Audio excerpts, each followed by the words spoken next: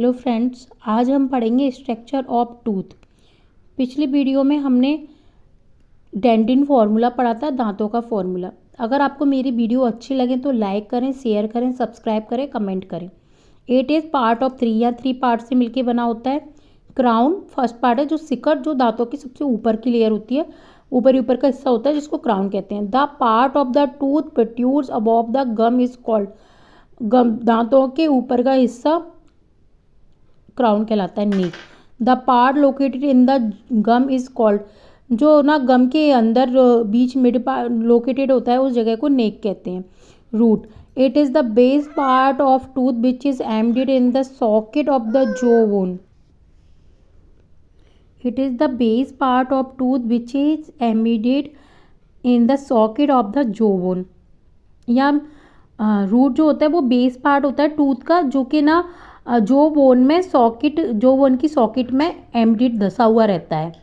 The crown is the tooth is covered by a thick shiny white and extremely hard layer called enamel. जो crown होता है वो crown जो होता है वो टूथ को एक टूथ की एक thick shiny white and extremely hard layer द्वारा कवर्ड रहता है, जिसको इनेमिल कहते हैं। The rest of the tooth is covered by a hard cement like substance beneath.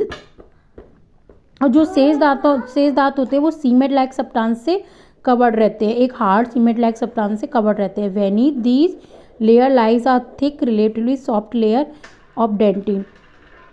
Note, enamel contains 96% inorganic salts and 3% water. इनेमिल के अंदर 96% इनऑर्गेनिक सॉल्ट्स पाए जाते हैं एंड 3% वाटर। डेंटिन लेयर में बहुत सारे फाइन एंड ब्रांच ट्यूबिकल्स होते हैं। डेंटिन की जो लेयर होती है उसमें बहुत सारे महीन शाखान्वित नलिकाएं होती हैं। डेंटिन लेयर एक थिन डेंटल कैविटी को घेरे रहती है। जो डेंटिन लेयर होती है वो एक पतली दांतों की गुहा को घेरी रहती है। इस कैविटी को पल्प कैविटी कहते हैं, और जो इस घेरी रहती है इस कैविटी को कौन सी कैविटी कहते हैं? Pulp cavity. पल्प कैविटी में एक कनेक्टेड टिश्यू के द्वारा बना लिक्विड भरा रहता है। पल्प कैविटी के अंदर एक संयोजी ऊतक के द्वारा बना तरल पदार्थ भरा रहता है, जिसे पल्प कहते हैं। पल्प में blood capillaries and nerve fibre का घना नेटवर्क होता है। पल्प के अंदर ब्लड कैपिलरीज बहुत सारी एंड नर्व फाइबर का घना बहुत जाल बना हुआ होता है, जो पल्प कैविटी होल के द्वारा बॉडी से संबंधित होती है। पल्प कैविटी के चारों ओर डेंटिन से लगा कैपिलरीज की सिंगल लेयर होती है। पल्प कैविटी के चारों ओर डेंटिन से लगी एक कैपिलरीज की सिंगल लेयर होती है। इस लेयर की सेल्स ब्रांच्ड होती हैं, जिसको ओडेंटोब्लास्ट कहते हैं। ओडेंटोब्लास्ट सेल्स के एक्सटेंशन डेंटिन की ट्यूबल्स में फैली रहती हैं। ये सेल्स पल्प से O2 वहाँ न्यूट्रिशन मटेरियल डेंटिन में पहुँचाती है, जिससे डेंटिन इंक्रीज होते हैं और जिससे दांत में वृद्धि होती है। In most dentin growth stop after full development because the odontoblast cells become inactive and the pulp cavity becomes very small hole.